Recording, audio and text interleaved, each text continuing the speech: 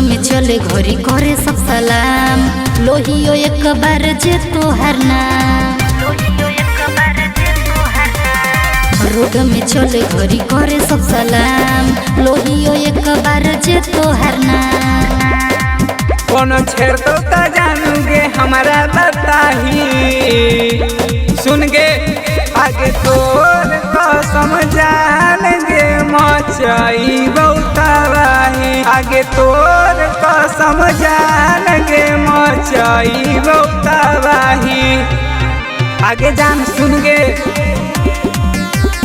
Music by Ankit Sharma.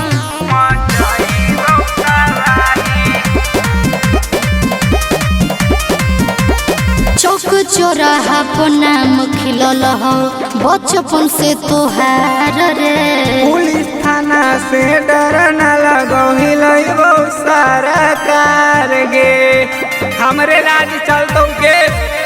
चौक चौराहा पर नाम खिलल हो बचपन से तोहार रे। पुलिस थाना से डर न लगो हिलैबो सारा कार गे। छोट मोट बतिया पकड़ न उठाही, दवाई मचाइबो गे। आगे तोर कसम जान गे मचाइबो दवाई। आगे तोर कसम जान गे मचाइबो दवाई। हे के जान टेंशन मत लेगे। Music by Ankit Sharma. आगे तोर कसम जान गे मचाइबो दवाई।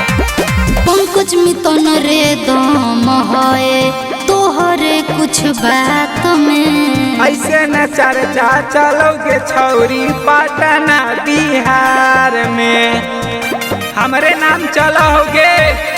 पंकज मितन रे दम होए तोहरे कुछ बात में, ऐसे न चर्चा चलोगे छौरी पटना बिहार में। जानू अपन घर के दुल्हन हमरे बनाही।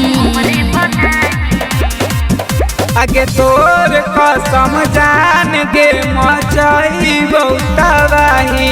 आगे तोर कसम जान गे मचाई बहुतावाही।